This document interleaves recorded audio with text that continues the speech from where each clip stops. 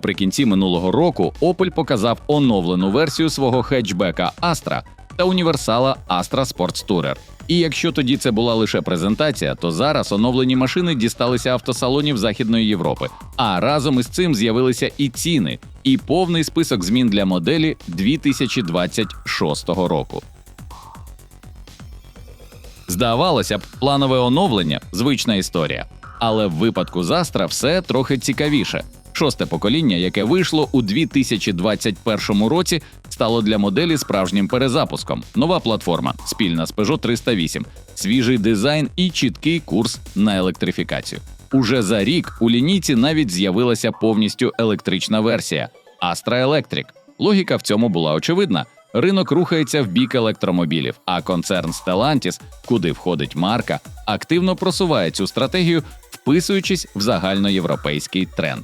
Але реальність виявилася не такою оптимістичною. Попит просів і досить відчутно. Лише за перше півріччя продажі Astra впали на 35% до приблизно 29 тисяч автомобілів. Для контрасту, той же Volkswagen Golf за цей період розійшовся тиражем понад 100 тисяч. І це вже сигнал, який складно ігнорувати. У результаті Opel'у довелося діяти. Спочатку технічно доопрацювали гібриди, а потім підтягнули і всю лінійку через рестайлінг. Тож тепер маємо оновлену Astra з підправленим дизайном, новим оснащенням і переглянутою гамою двигунів. Але що саме змінилося? Скільки тепер коштують хетчбек і універсал? І головне, чи вистачить цього, щоб Astra знову впевнено трималася в сегменті? Давайте розбиратися.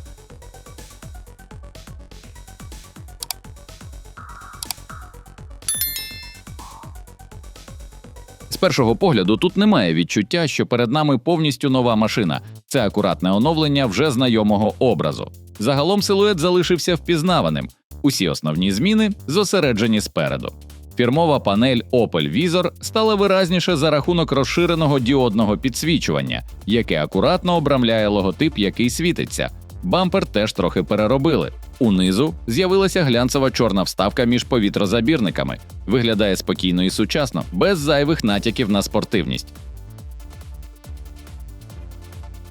Збоку та ззаду майже нічого не змінювали, але додали пару нових штрихів у опціях. З'явилися свіжі кольори кузова – металевий, білий та зелений, а також оновлені колеса на 16, 17 або 18 дюймів. Начебто деталі невеликі, але в результаті машина виглядає трохи свіжіше та акуратніше.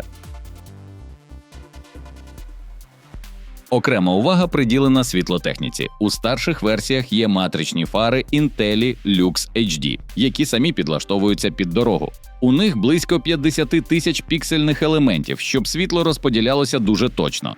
Тут додали і бічне підсвічування, що вмикається при повороті керма. Система також зменшує засліплення зустрічних водіїв, відблиски від знаків та мокрого асфальту під час дощу. Базові ж комплектації оснащуються звичайною світлодіодною оптикою з автоматичним регулюванням дальнього світла. Габарити і пропорції кузова залишилися тими самими, що у хетчбека, що в універсала Sports Tourer. Хетчбек, як і раніше, має довжину 4374 мм при колісній базі 2675, а універсал очікувано більший. Він довший на 268 мм і тягнеться до 4642. При цьому його колісна база 2732 мм. По ширині та висоті відмінностей майже немає. 1860 та 1470 мм відповідно. Дорожній просвіт 160 мм.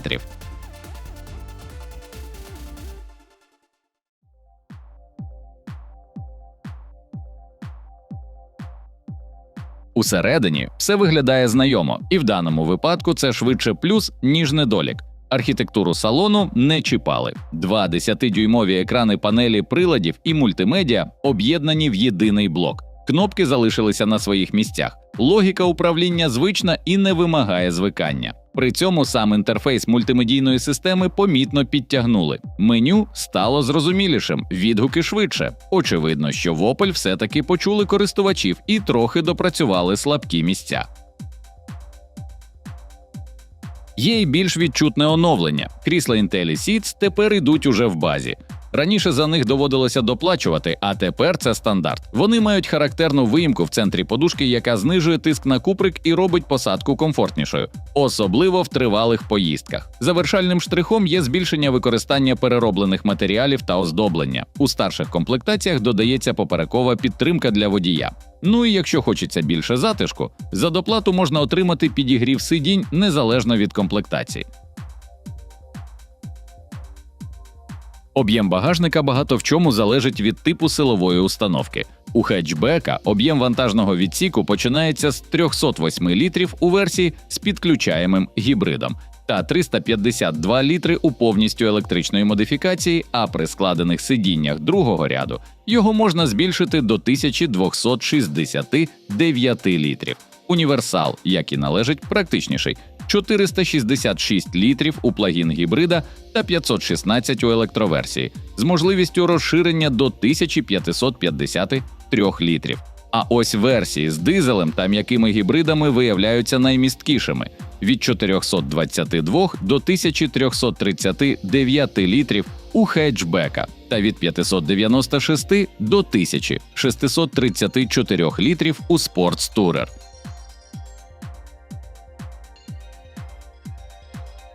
Що стосується систем безпеки, то вже в базовій комплектації є система попередження про фронтальне зіткнення з автоматичним екстреним гальмуванням, яка також розпізнає пішоходів і велосипедистів. Додатково є контроль втоми водія, круїз-контроль і система допомоги під час паркування. У більш дорогій версії функціонал розширюється, з'являється система утримання смуги руху, адаптивний круїз-контроль, розпізнавання дорожніх знаків. Також додається задня камера і більш продвинуті паркувальні асистенти.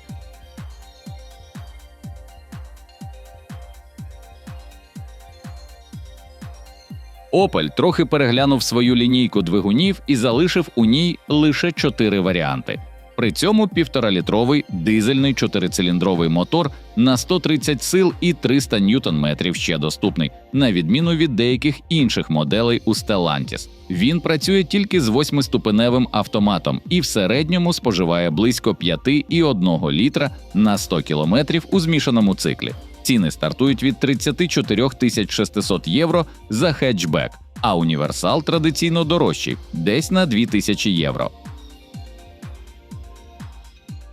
А от повністю бензинову версію з гами прибрали, тож базовою тепер стала м'яка гібридна установка. Вона видає сумарно 145 сил і 230 ньютон-метрів, поєднуючи 1- і 2-літровий бензиновий двигун на 136 сил з 48-вольтовим електромотором на 21 силу.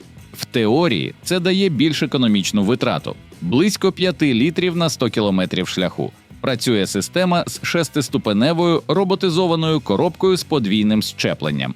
Ціни на м'який гібрид починаються від майже 33 тисяч євро за хетчбек і приблизно від 34,5 тисяч за універсал. Плагін-гібриди також скоротили. Якщо раніше можна було вибрати між двома варіантами на 196 та 225 сил, то зараз залишився тільки менш потужний варіант. Він поєднує 1,6-літровий турбований бензиновий мотор на 150 сил із електромотором на 125 сил і 7-ступеневим роботом із подвійним щепленням. Разом це дає 196 сил та 360 ньютон-метрів.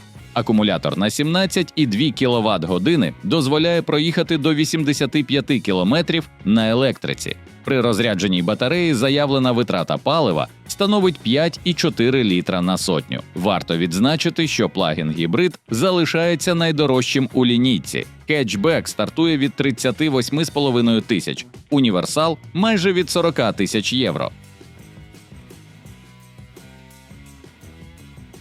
Крім того, є й повністю електрична версія. Її ціна – від 38 та від 39,5 тисяч євро в залежності від типу кузова.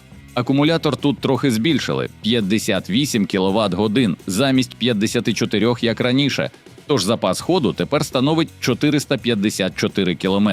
на 34 більше, ніж раніше. Електромотор на передній осі залишився тим самим – 156 сил і 270 ньютон-метрів.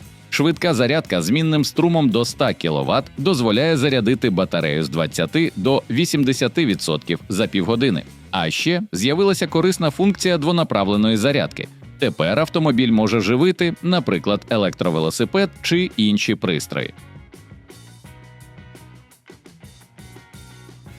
В цілому, ціни залишилися на колишньому рівні, а оновлена Astra виглядає свіжіше, трохи сучасніше і більш продуманішою, але залишає знайомі пропорції та керованість. Вибір двигунів став трохи вужчим, але при цьому охоплює майже весь спектр силових установок, та й базова комплектація тепер стала трохи комфортнішою.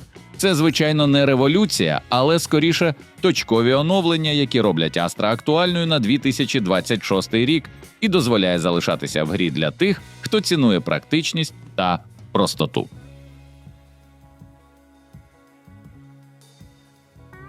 Друзі, дякуємо, що провели цей час із нами. Ми цінуємо кожного глядача та сподіваємося, що вам було цікаво. Підтримайте нас підпискою та вподобайкою, щоб залишатися на зв'язку та не пропускати нові випуски. Пишіть свої думки в коментарях. Нам важлива кожна думка, і діліться цим відео з друзями, хто теж любить автомобілі. Бережіть себе на дорогах та до нових зустрічей на каналі.